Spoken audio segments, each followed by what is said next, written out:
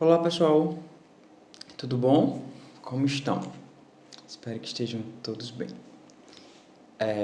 Hoje eu vou gravar com vocês a minha última aula, tá? A última aula do ano letivo, a última aula do nosso quarto e último semestre. E porventura também, essa aula de hoje será a aula objeto da nossa quarta e última avaliação. Eu passei um trabalho com vocês, alguns fizeram, né, outros não. Uns fizeram excelentes trabalhos, porventura, e eu ainda irei analisar e ver como faço. Os trabalhos que realmente os trabalhos que estiverem muito bons, eu vou considerar como a quarta nota. Os que tiver mais ou menos eu dou metade da nota e quem não fez nada vai fazer a minha avaliação. Então, para quem não fez o trabalho, prepare-se para essa quarta e última avaliação. E o assunto é o capítulo 12 do módulo 4, que trata sobre a expansão das fronteiras da colônia portuguesa na América, tá? Todo o capítulo 12, ok? Gente, como todo mundo bem sabe, faz parte da história do nosso país. Durante muito tempo, nós fomos uma colônia de Portugal, né? Quando os portugueses fizeram reconhecimento e conquista do território brasileiro, em 1500, já sabemos que ele era ocupado pelos povos indígenas. Os portugueses chegam, assumem, né, as terras brasileiras.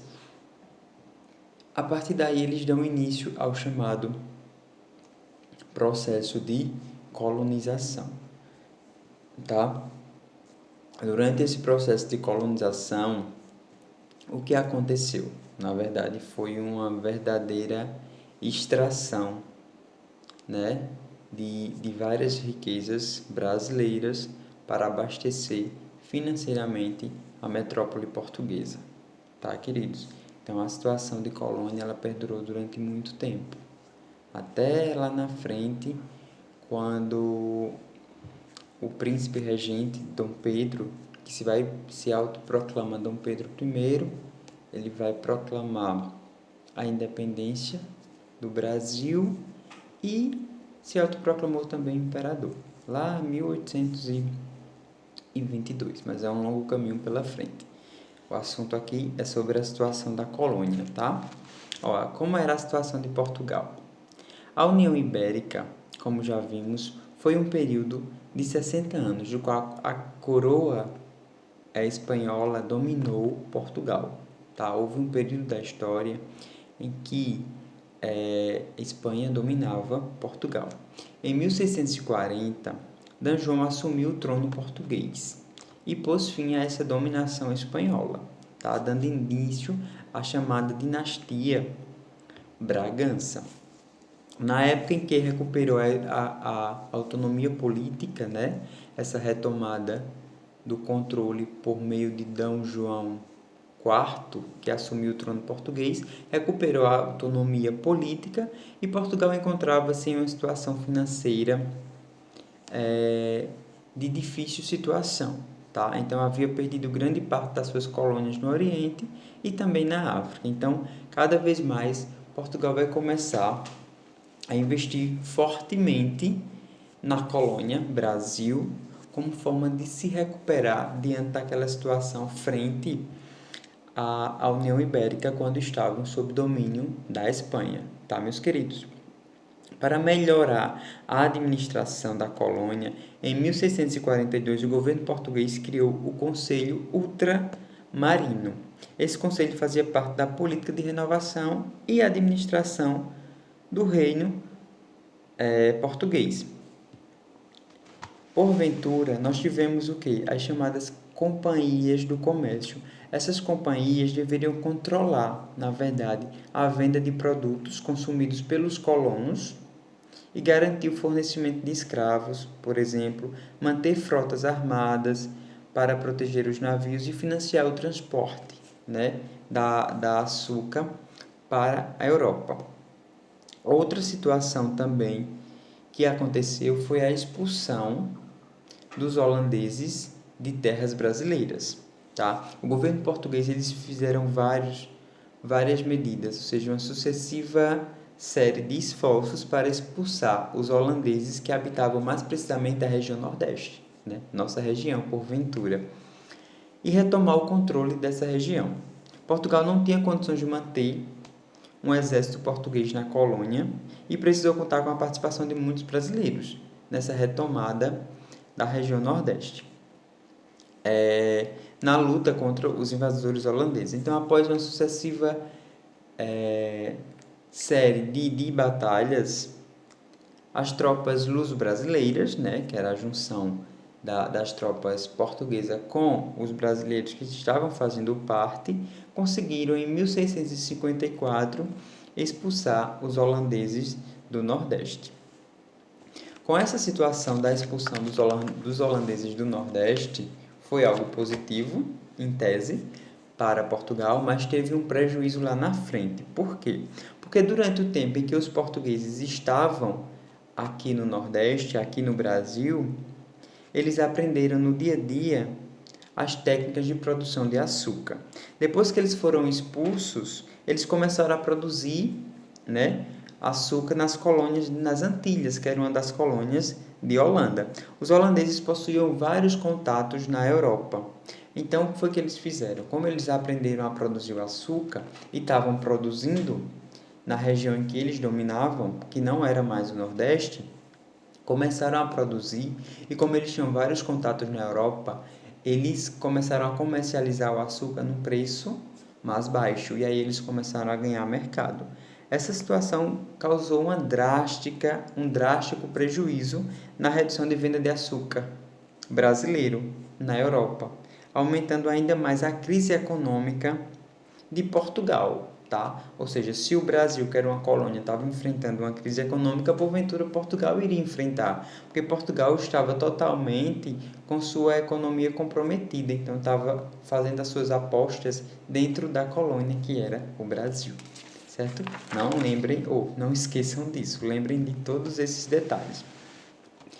Uma tentativa, na verdade, desesperadora de Portugal foi começar a procurar minerais, né? Começar a procurar minerais preciosos. Então o rei, na verdade, passou a oferecer prêmios e títulos de nobreza. Que era um título de nobreza, professor? Era um título de conde, de condessa, de duque, né? Porque dizer que você recebia aquele título da nobreza, você faria parte agora da nobreza. Então, o rei passou a oferecer prêmios e títulos de nobreza para aqueles que encontrassem as jazidas de ouro.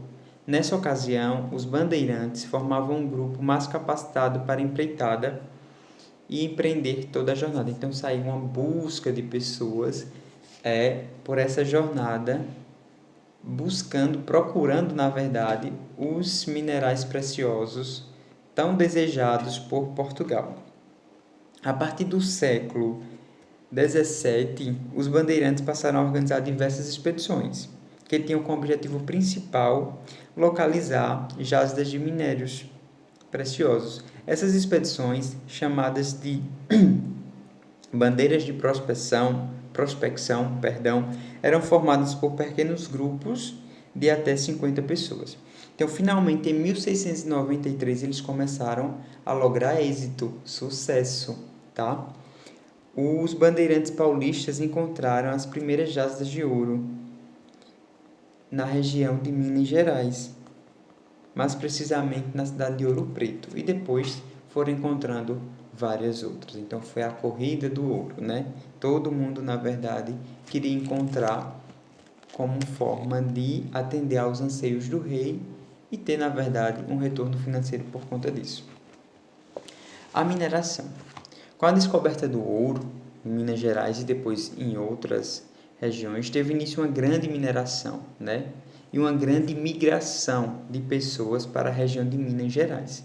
Aventureiros e sonhadores, atraídos pela notícia da descoberta, se deslocavam de todas as partes do Brasil, de Portugal e também de outros países, Em pouco tempo, milhares de pessoas estavam explorando as minas.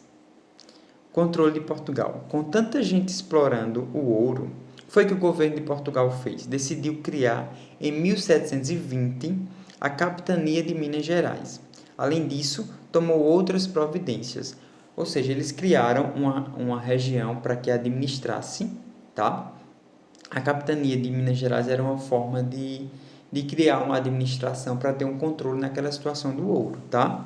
E tomou outras providências para controlar a extração e cobrança também de impostos, que eles não eram bestas nadinha. Então, além de ganhar com a exploração, eles também ganhavam com aqueles que estavam explorando por conta própria.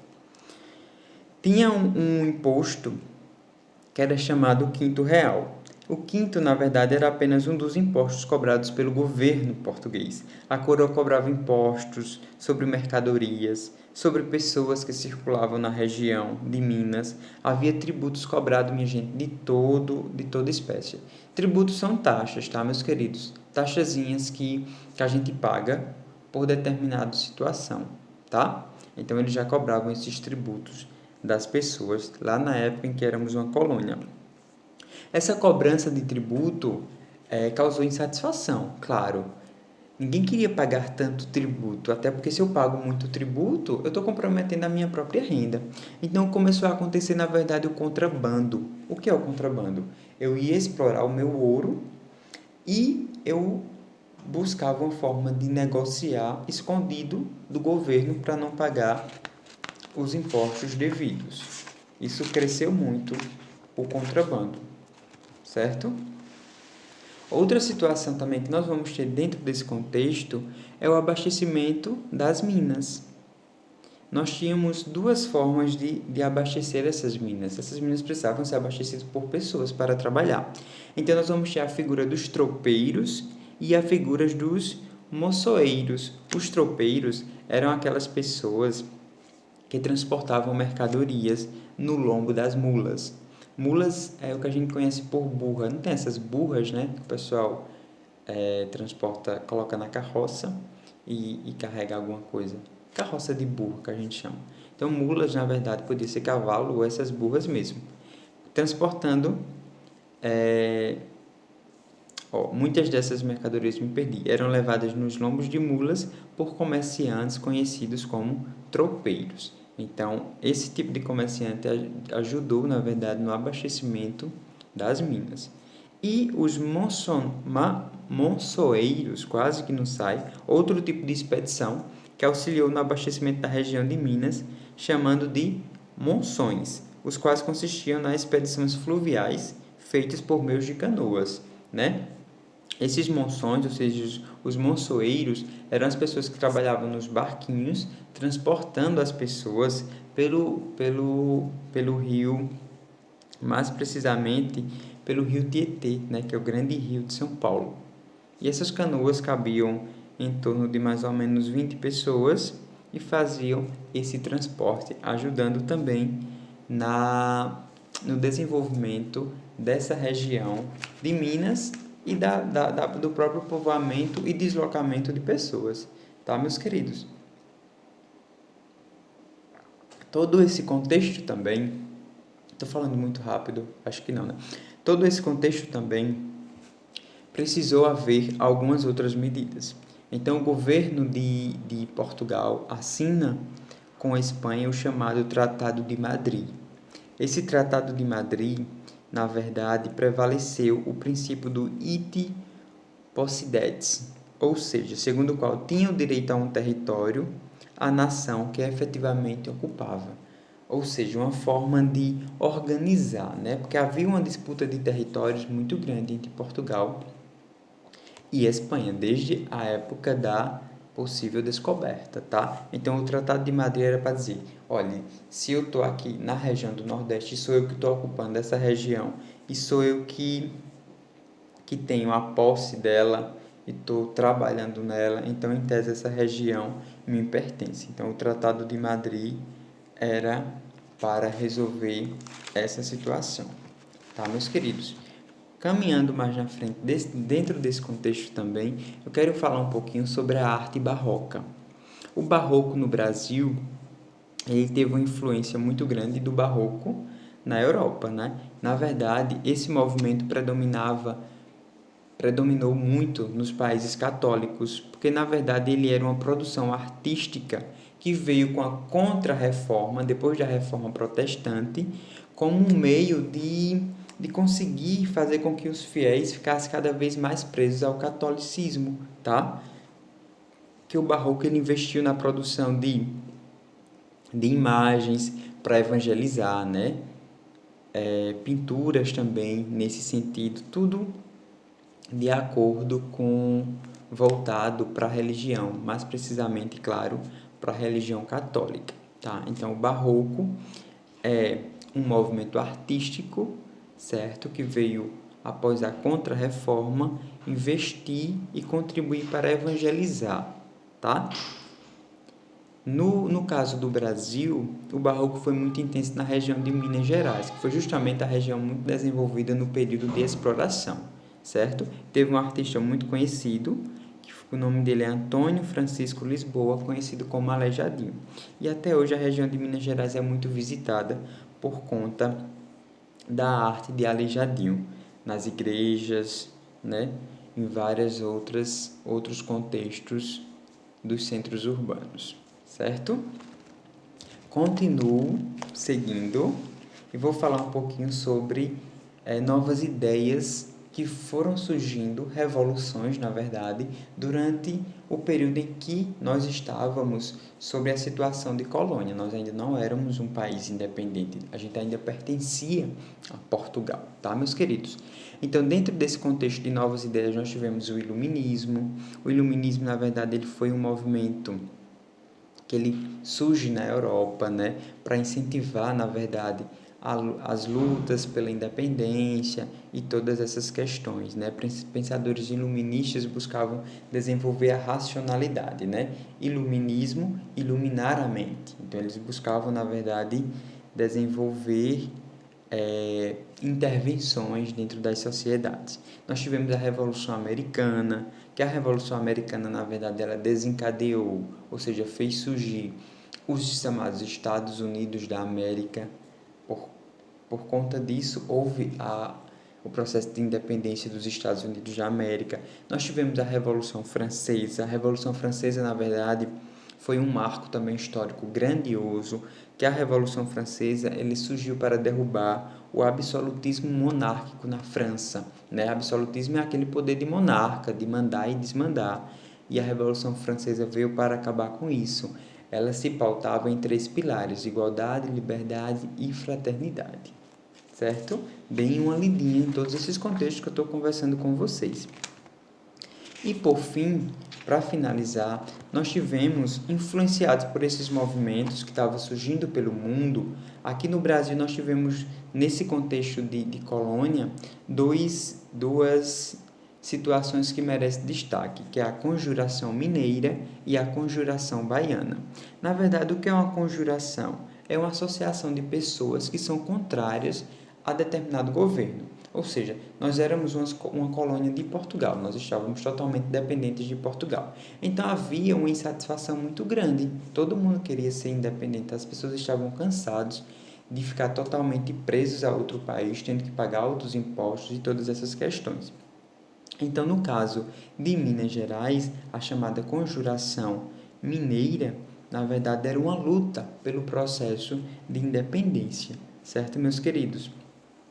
E principalmente por conta do chamado da cobrança do imposto, que era a derrama. A derrama, na verdade, era uma cobrança que a coroa fazia de impostos atrasados. Então, quando o rei tomou conhecimento, quando o governador, na verdade, da capitania de Minas Gerais tomou conhecimento que estava havendo essa conjuração, ou seja, essa reunião de pessoas para lutar pela independência, ele simplesmente fez o quê?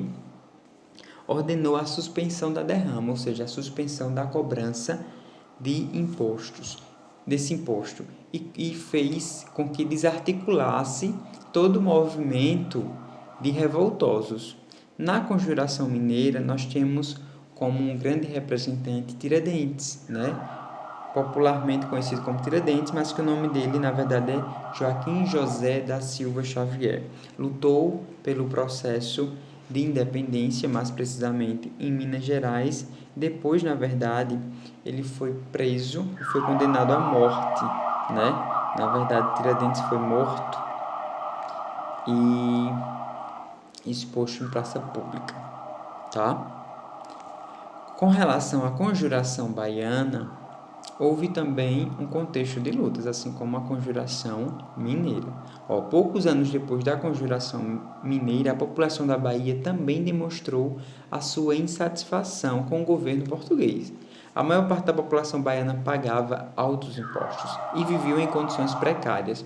As pessoas estavam muito inconformadas, meus queridos, com essa situação. Além de pagar altos impostos, ter que viver em situações muito precárias, situações difíceis. Porque se a gente paga imposto, a gente precisa ter, na verdade, uma condição de vida melhor. É como hoje, a gente paga imposto para tudo e a gente tem péssimas condições na saúde, na educação, na assistência social. Na verdade, a gente deveria ter condições melhores, já que a gente paga imposto sobre tudo. A gente paga imposto sobre tudo, meus queridos. Tudo, tudo, tudo. Até a taxa de iluminação pública, nós somos contribuintes. Eu e os pais de vocês que pagam a taxazinha de energia. Nós pagamos a energia que a gente consome dentro das nossas casas e tem uma taxazinha chamada por nome de COSIP. É uma contribuição, na verdade, de iluminação pública, tá?